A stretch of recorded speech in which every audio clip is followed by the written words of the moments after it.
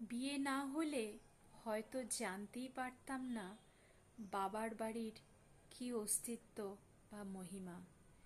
যতই জীবন এগিয়ে নিয়ে গেছে জীবনের অধ্যায়ের দিকে, ততই বুঝতে পেরেছি বাবার বাড়ি, বাবার জীবনের ভূমিকাকে।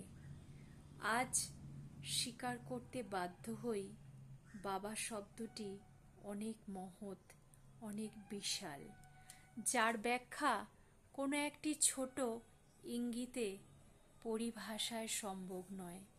বাবা বিশাল তাৎপর্যের এক স্বীকারোক্তি মাত্র।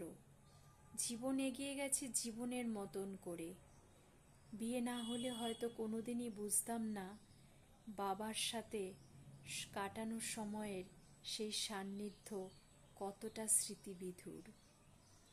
আজ জীবনের অগ্রসমতম দিনে অনেকটাই এগিয়ে গেছি আমি। আজ জীবনের অতীত স্মৃতিগুলো আমার সামনে এসে ধরা দিয়েছে আবারও নতুন করে। বাবাকে আর ফিরে পাবো না আমি। আজ আমার জীবনে মা বাবা দুইজনই গত। তাদের ফিরে পাবো না, তাদের স্মৃতিবিধুর বেদনাকে আঁকড়ে ধরেই জীবনটাকে হয়তো এগিয়ে নিয়ে যাবার এক বৃথা প্রচেষ্টা চালাবো। যে উঠোনে প্রতিদিন হাঁটতাম, যে উঠোনটা আমার প্রতিদিনকার এক সরল স্বীকারোক্তি হয়ে দাঁড়িয়েছিল, মায়ের বকুনি শুনে যেখানে অভিমান করে মুখ লুকিয়ে রাখতাম, আজ সব কিছুই যেন আমার কাছে অধরা হয়ে গেছে। সেই সব কিছু আজ আবার আমি ফিরে পেতে চাই এক অমূল্য আশ্রয় হিসাবে।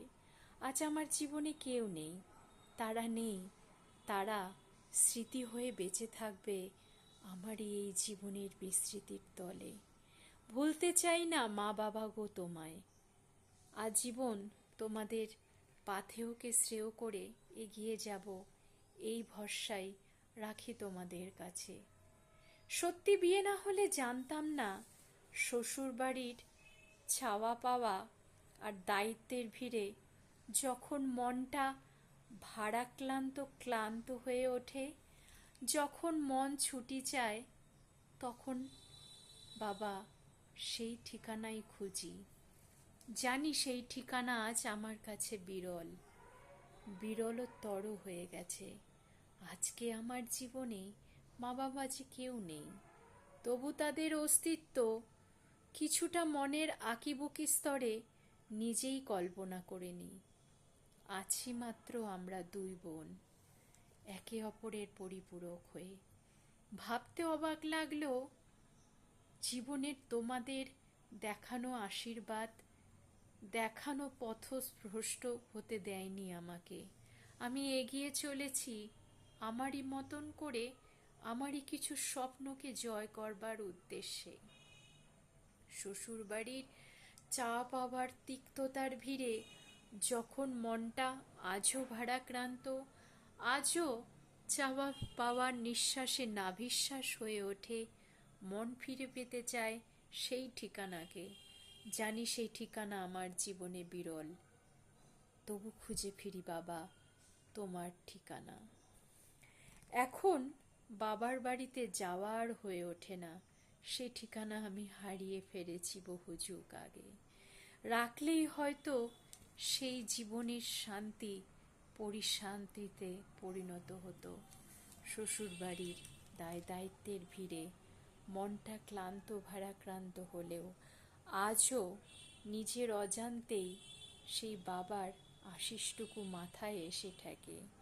আমি যেন আবার নিজের পৃথিবীতে নতুন করে ফিরে আসার সুযোগ পাই।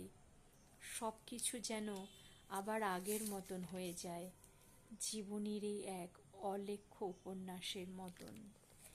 এমন এক শান্তির জায়গায় চলে যেতে চাই বাবা, যেখানে শান্তিটুকুই শুধু শান্তিরই পথ, শান্তিকে খোঁজে। যেখানে আমার জন্য এখনো আগের মতনই কেউ একজন অপেক্ষা করে আছে, যেখানে আছে মায়ের অপরিসীম ভালোবাসা আর বাবার নীরব মমতা।